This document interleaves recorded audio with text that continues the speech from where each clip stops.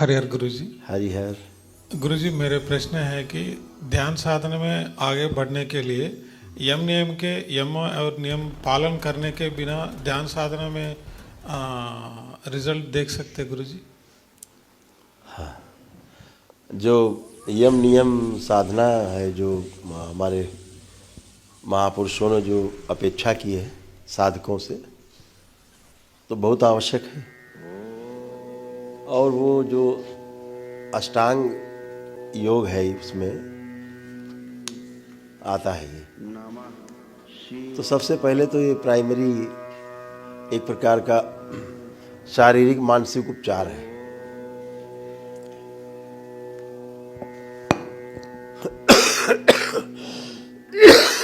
लेकिन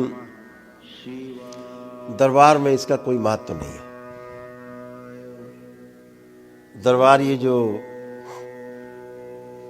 इनमें से कुछ चीज़ें हैं वो जो आवश्यक होता है साधना में बढ़ने के लिए, वो आपके तमाम स्मृतियों का नष्टीकरण करके और शुद्धि सफाई करके वो एक दिन में ही आपको उस लायक बना देता है कि आप उससे पार चले जाते हैं। इसलिए इसकी आवश्यकता बहुत दरबार में जुड़ने के बाद नहीं पड़ती।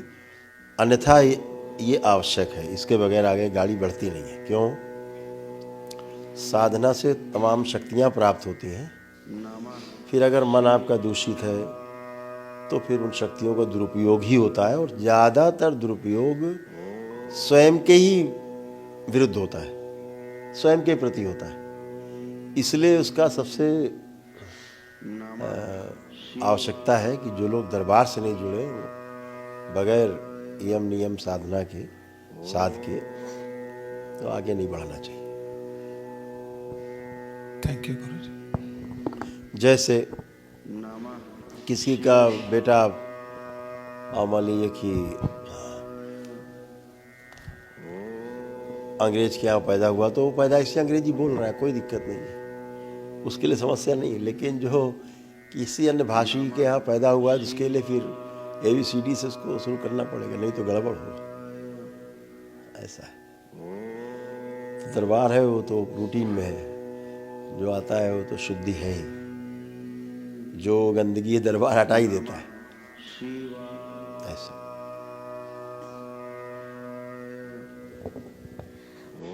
जैसा कि महापुरुषों द्वारा बताया गया अष्टांग योग में कि यम नियम आसन प्राणायाम प्रत्याहार धारणा ध्यान समाधि 8 योग उसके बताए गए। इसमें दरबार तो इसको एक दिन में ही समाधि छोड़ के 7 क्रॉस करा सकता है, कराता ही है, 7 तक ले जा सकता है एक दिन में। आप सब अनुभव करते हैं उन चीज़ों का।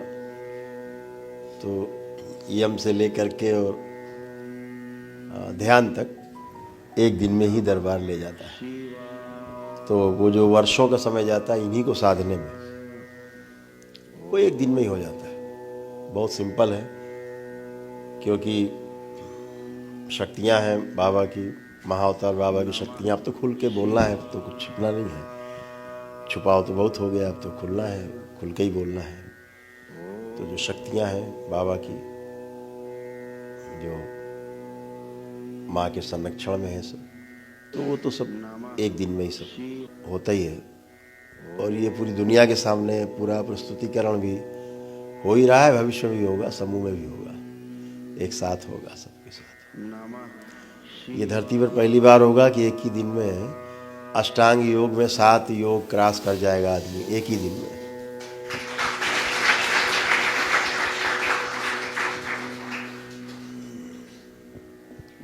अब क्या है कि जो आदमी के सामने तो संकट है इस प्रगतिशील दुनिया में, अब इनसे पार पाना बहुत मुश्किल काम है।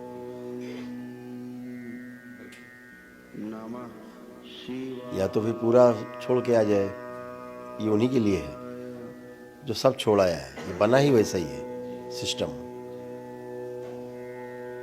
यम नियम आसन प्राणायाम धारणा ध्यान समाधि, ये पूरा सिस्टम ही बना उनके लिए जो घर छोड़ के पूरी तरह बैरागी हो गए हैं, पूरी तरह बैरागी।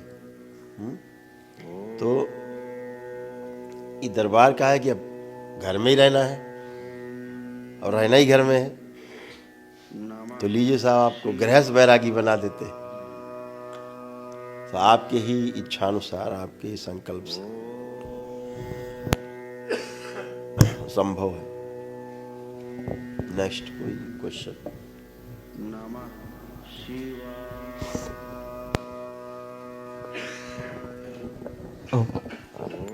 प्रणाम परम पूज्य गुरुदेव। गुरुदेव, जैसा कि आपके द्वारा वर्णित और अनुभव में आता है कि समाधि पश्चात इच्छा विचार आशाएं शून्य हो जाती हैं। तत्पश्चात आपके द्वारा मार्गदर्शित किया गया है कि संयम की प्रक्रिया को अपनाया जाए। तो मैं आपसे यही समझना चाहता हूँ कि संयम वस्तु के रूप में क्या है और कैसे संयम को किया जाए। धन्यवाद।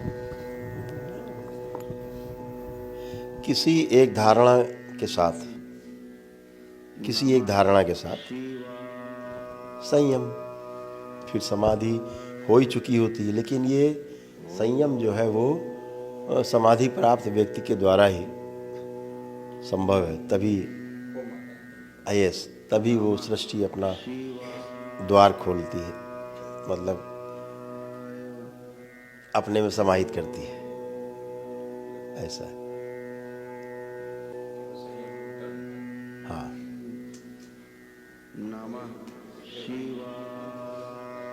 हाँ, किसी एक धारणा के साथ हम संयम करते हैं। जैसे आपने कहा कि सोचा कि हमें एटम देखना है, ठीक, एक धारणा, बहुत गहरी एटम के बारे में सुनना, समझना, हर तरह से अध्ययन करना पूरा, फिर छोड़ देना। अब वो संयम के साथ जब धारणा का तालमेल होगा तो वो द्वार खुलेगा। क्योंकि जैसे जल, थाली में जल है, जरा भी कंपन है तो आप उसमें अपना चेहरा नहीं देख सकते। संयम बहुत जरूरी है। संयम का मतलब है कि एक भी तरंग नहीं उठ रही है। हाँ, इच्छा विचार आशाएं शांत है ना, मेन मुख्य रूप से, तो फिर वो संयम पूरा हो पाता है। बबल नहीं, इसमें कुछ मिक्स हो जाएगा तो जो दिखेगा वो पूरा नहीं होगा,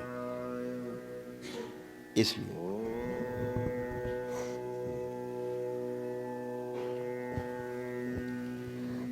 Here, Sanyam Sanyam, is pardon.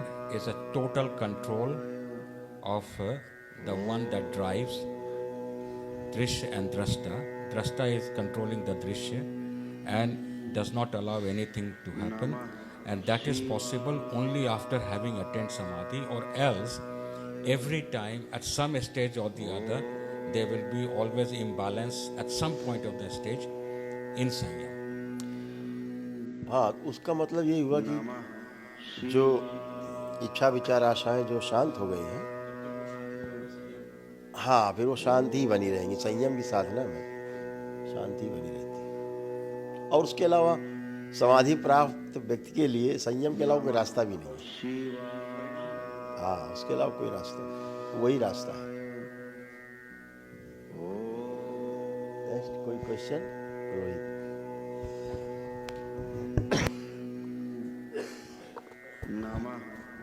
गुरुदेव प्रणाम।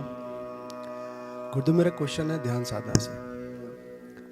गुरुदेव, जब भी आप ध्यान कराते हैं तो सबसे पहले कहते हैं नाभि को देखो।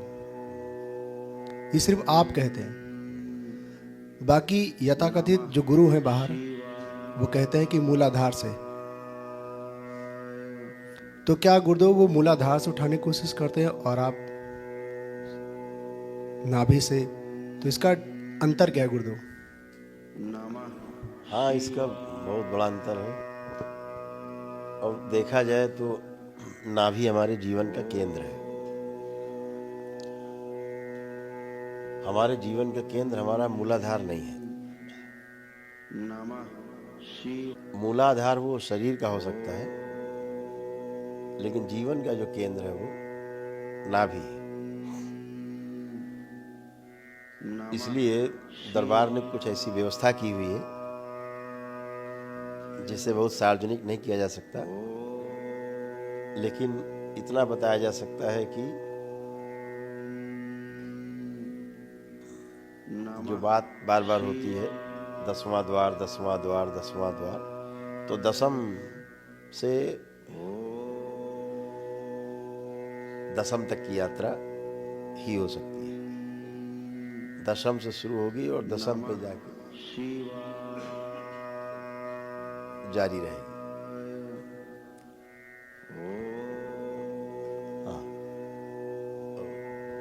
शायद लोग नहीं समझ पाए। ये 10 दल कमल है और ये दसम द्वार है। दसम द्वार जी। ये जो बाकी जितनी भी साधना लोग करते हैं, सर्वप्रथम उन्हें पता ही नहीं है कि मूलाधार कहाँ है। वो गुदा को मूलाधार मानते हैं। इसलिए किसी भी व्यक्ति का जब योग के ऊपर कोई भी चर्चा होती है तो वो गुदा अश्विनी क्रिया से उनकी पोल खुलती है कि उसे मूलाधार का पता भी है या नहीं, किस स्थान पे। और यही वजह है गुरुदेव कि हर जगह पे आदमी उसका परिणाम स्वरूप कहीं नहीं पहुंचता है, पहला कदम में नहीं रखता है। केवल वो स्वयं को उसी रूप से मानता रहता है जैसे नारद जी हरि रूप पाके हरि समझ लिए थे। वो कहीं नहीं पहुंच पा रहा है, बाहरी रूप से ही सब चीज चल रहा है। उसे मूलाधार का ही नहीं पता कि वो स्थान शरीर में है कहाँ, पुरुष शरीर में कहाँ है, नारी शरीर में कहाँ है, नारी में स्थिति क्या है, पुरुष में स्थिति क्या है, वो पता ही नहीं है। और जब गुरुदेव उसको नाभि से शुरुआत करते हैं तो वही अग्नि तत्व ऊपर की ओर ले जाता है, वही से खींच लेता है, लेकिन ज़्यादा खुलने का। इसीलिए मनुष्य जब धरती पर लेट जाता है तो उसका मूलाधार सक्रिय हो जाता है। मूलाधार मतलब नाभि, इसीलिए उसका नाभि अपने आप सोने के बाद मनुष्य का सबसे तेज नाभि पेट उठता गिरता है, तो उसका मूलाधार उसके सोने के बाद सक्रिय होता है जब उसको हम छेड़छाड़ नहीं करते हैं। तो हमारा जो मूल आधार है हमारी नाभि ही है एक्चुअल में। और जब तक लेटते नहीं तब तक आराम मिलता नहीं, क्योंकि संतुलन लेटे तो ही शुरू होता है इसका। हाँ यस, हाँ हाँ बिल्कुल।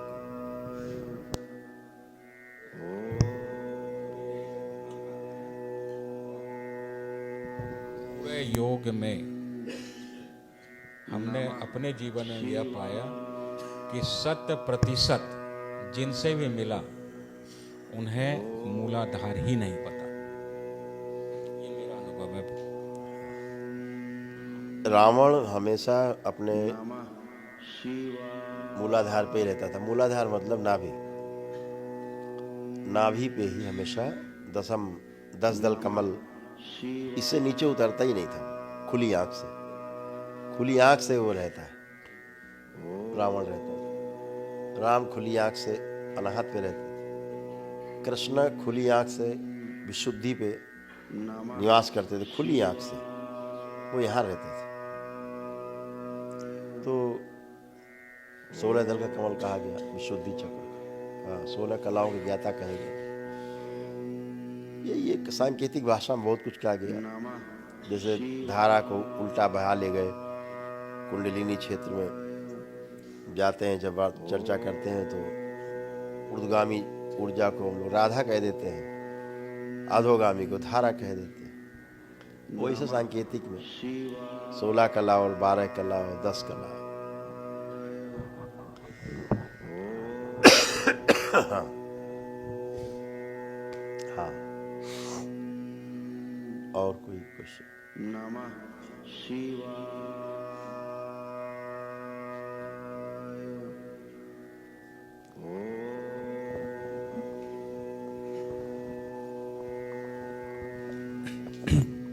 हरिहर गुरुदेव। गुरुदेव मेरा प्रश्न है कि हम सब देखते हैं, सभी साधक लोग बोलते हैं कि मैं वैरागी हो गया, तो क्या सब कुछ छोड़ देना वैरागी का अर्थ क्या है? कि सब कुछ छोड़ देना वैरागी है, इसका सही अर्थ क्या है वैरागी का? अभी तक तो लोगों ने यही समझा है कि बिना राग के कोई बचा ही नहीं संसार में, है ना। बैरागी हो गए, अब कोई सुख नहीं मिला, घर से पत्नी ने भगा दिया, मोहल्ले वालों ने भगा दिया, दुत्कार दिया, असफल हो गए, तो बैरागी हो गए। यही चल रहा है अभी भी। तमाम कुंभ ही क्यों कहें, जहाँ जहाँ देखते हैं दरबार आते हैं, बड़े संप्रदाय के वो मुखिया हैं, उन्होंने भी हमसे कहा, हरिद्वार सम्मेलन में भी आए तो उन्होंने कहा, गुरुदेव ये सब खाने के लिए घूमे, खाना कपड़ा कुछ है नहीं, इनको ध्यान साधना से कोई लेना देना नहीं है। तो बात सही, 90% मामला ही ऐसा ही है। वैराग्य ये एक जन्म की घटना नहीं होती। वैराग्य पीछे से आता है घटित होते हुए आपके साथ।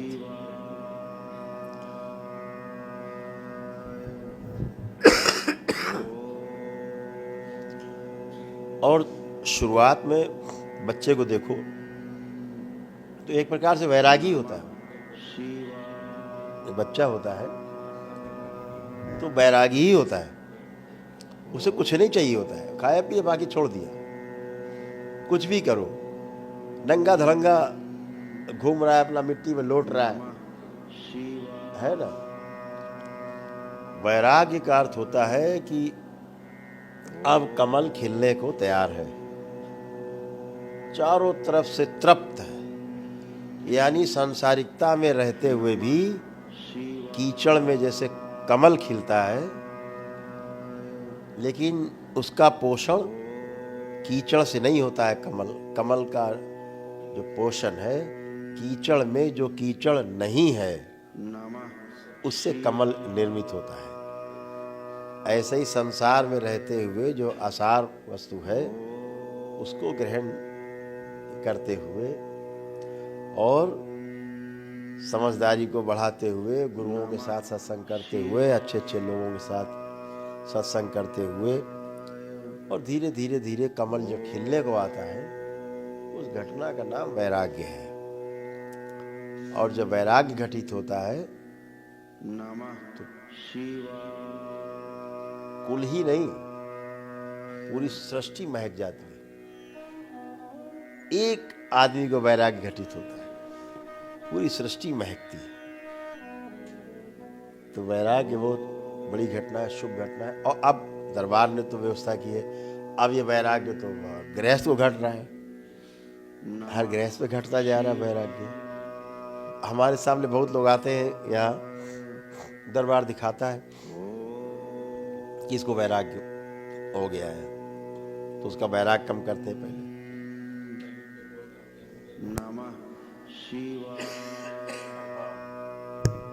उसका वैराग्य कम करते हैं, फिर कहते हैं भाई थोड़ा घर की तरफ ध्यान दे, उसको बैलेंस करते हैं कि वैरागी भी बना रहे, भाव नहीं मरे, और घर परिवार की तरफ भी पूरा ध्यान दे, उससे विमुख ना हो।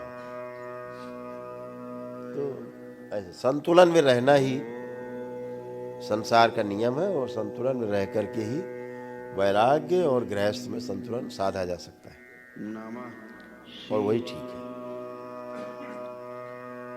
जिन्होंने घर छोड़े हैं उसके पीछे कारण होते हैं, लेकिन हर व्यक्ति के लिए घर छोड़ देना ही उसका समाधान नहीं है। हाँ, समाधान नहीं। बड़े बड़े ऋषि मुनि तपस्वी हुए जो घर ही नहीं छोड़ा, अपना कर्म नहीं छोड़ा। रविदास जी थे, हाँ?